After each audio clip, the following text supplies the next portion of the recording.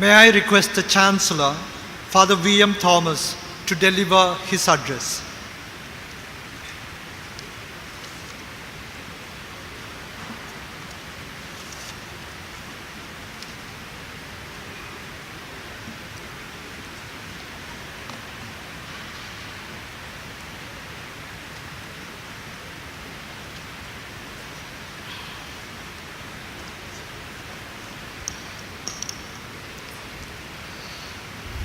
Your Excellency, Banavarila Purohit, Governor of Assam, Father Dr. Stephen Mavili, Vice Chancellor, Father Joseph Delanat, Pro Vice Chancellor, Father Dr.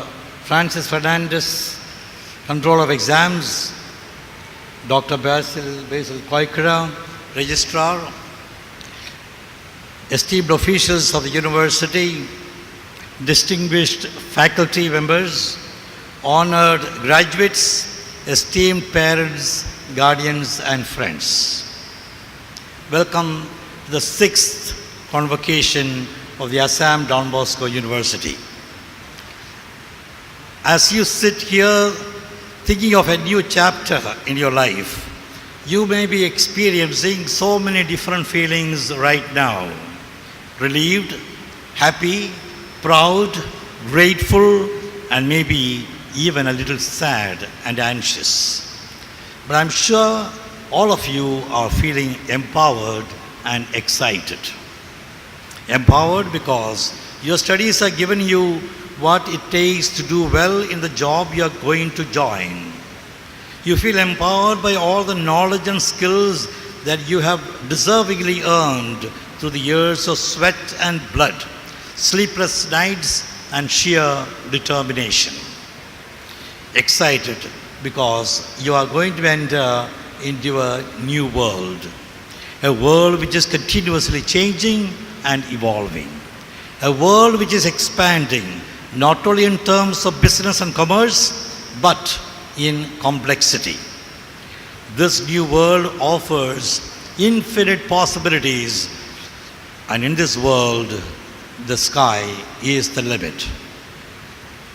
For all of us who belong to this region, who have spent many years in this part of the world, we have always realized that God has blessed Northeast India with all possible resources that easily and should help the region to attract the attention of stakeholders from all parts of the world.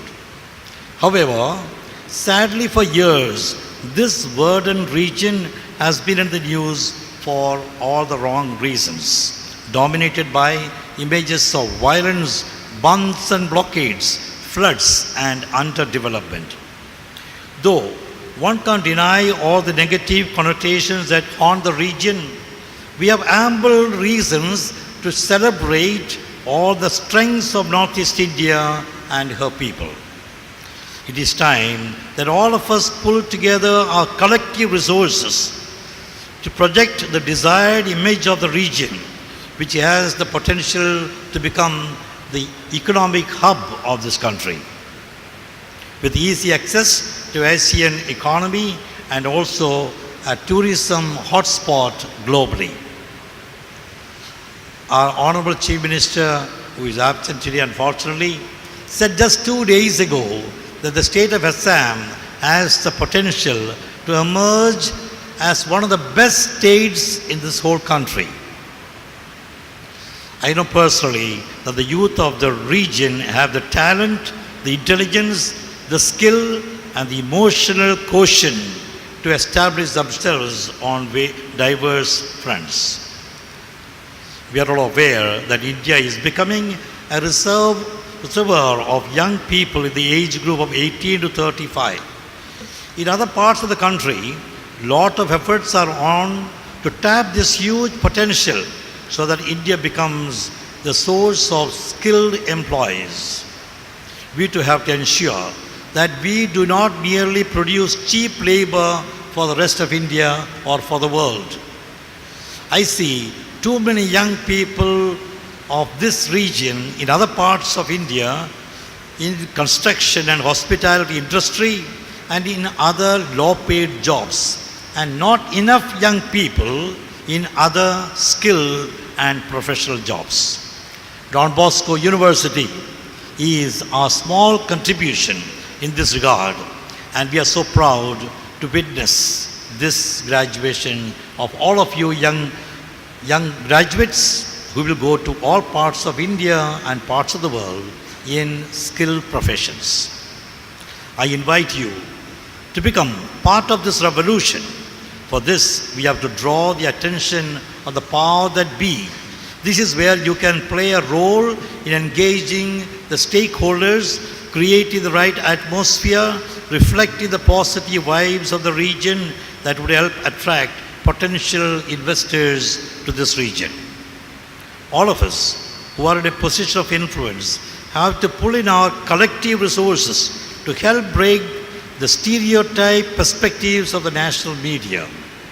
From Look East, the Government of India has focused on Act East policy, which is a very welcome development indeed. This is a time when the northeast of India could become the new business hub of the country, the gateway to Southeast Asian countries. The recently held Brahmaputra festival made me wonder at the uncanny resemblance that Brahmaputra shares with the land it flows and its people. Just as the mighty river Brahmaputra, Northeast India is filled with latent promises, untapped and underused. But there is hope shimmering under the surface of these promises. And like the subtle music of the river waves, this hope makes a beautiful rhythm audible to anyone who simply wants to hear it. In spite of all the challenges and negativity prevalent in the environment of this region, we only need to look around for the success stories of people and organizations that have done extremely for themselves and for the region. The latent potential of the Northeast needs all the resources to grow along with passion, guidance, and encouragement. It is time that these resources are exploited and the region competes with the rest of the country on equal terms. There is need to identify the prospective potentials, develop them, and put them into use. The talents that people have are seldom recognized. It is truer in the case of Northeast India. I'm sure you are perhaps familiar with the musk deer, which searches far and wide for the source of its scent without realizing that it comes from within itself. Most people do not realize the power within until they are told by others. They remain ignorant of the hidden power, the treasure chest they already are. This is because most people tend to look for treasure outside them. Of course, the process of digging the treasure from within may not be easy either, and it need not be. People who want gold must understand that gold coins cannot just be picked up from gold fields.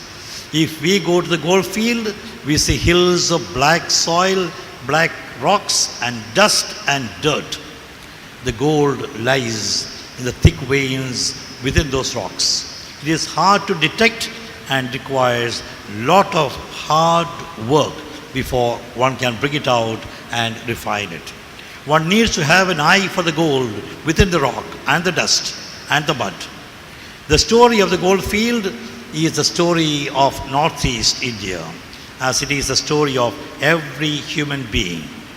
Trapped within each of us is tremendous potential, physical energy, intellectual capacity, mental and spiritual power, talents and strengths. They are all just waiting to be refined out of the layers of dust and mud and rock. Let me narrate to you a familiar story. On top of a high mountain lived a family of eagles. From the mountain, the eagles could see the village below, with its winding stream and farmland at a distance.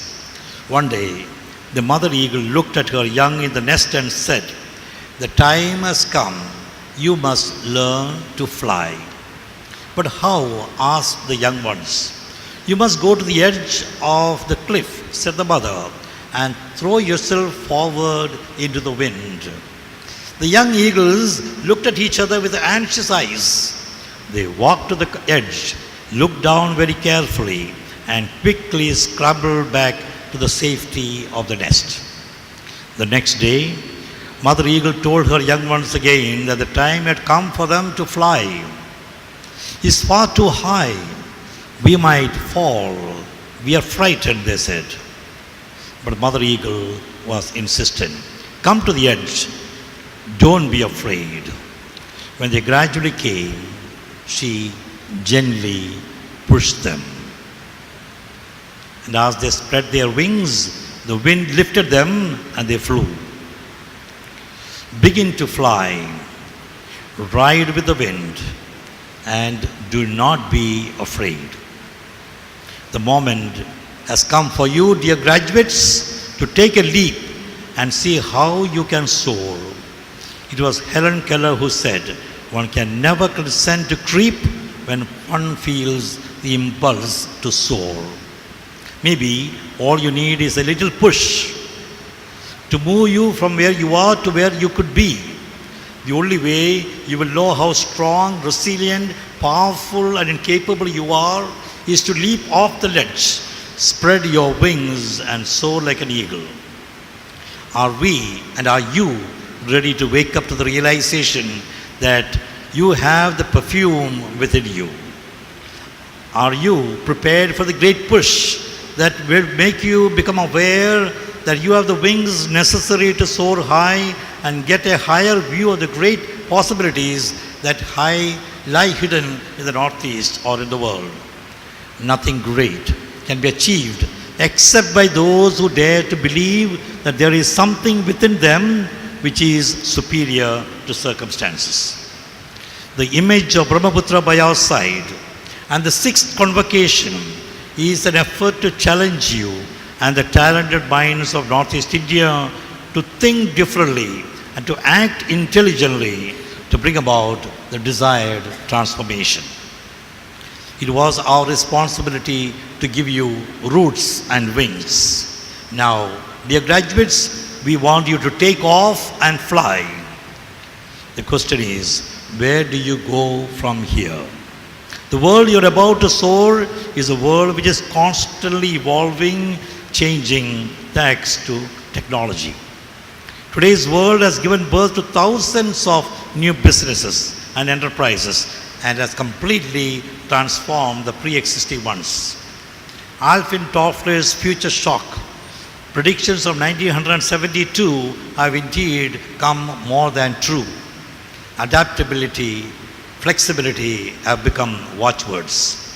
Bill Gates sounds real when he says, life is like a treadmill. You have to keep running to stay in the same place. But there are some enduring principles and timeless values that will guide you on your journey, whether you have mapped out your future or you are still looking for directions. I want you to visualize the road ahead. Think what excites you, what really gets your engine going. Your thought will become things. With your thoughts, you will create your world, and you will, as the Vice Chancellor said, you will create your future. What you visualize is what you will realize. Engage, dear graduates, in real soul searching. Take a good hard look at your strengths and weaknesses. A fulfilling professional life can be found at the intersection of what you love and what you are good at. And when you think you have discovered it, work passionately to achieve it. Throw yourself into your profession with your heart, with your mind and body. Be passionate. Enjoy what you're doing. And do something that you enjoy. Dear graduates, if ever you are bothered by the question, where to from here, or where am I going, it is enough for you to know that our native land and of course other parts of the world are awaiting you with their arms outstretched to welcome you, to utilize and manage her resources and strike it rich. You just need to be enterprising. I recall a message of Dr. APJ Abdul Kalam to young people. He said, have the courage to think differently, the courage to invent, to travel the unexplored paths, courage to discover the impossible, and to defeat the problems and succeed.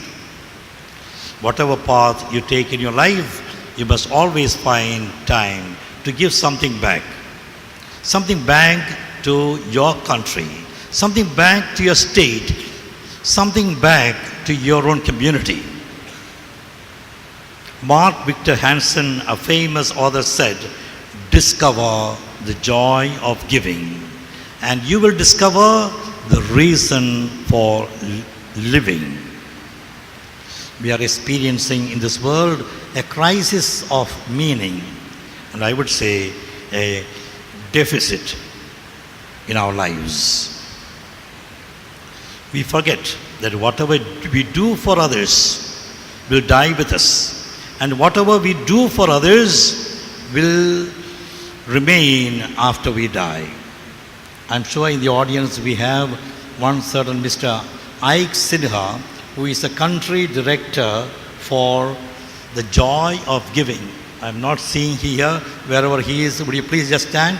Mr. Ike Sinha is a country director for Unite for Good, promoting the joy of giving. I'm glad that he is with us, and he is taking a movement forward with several countries across the world to promote the joy of giving under the banner Unite for Good.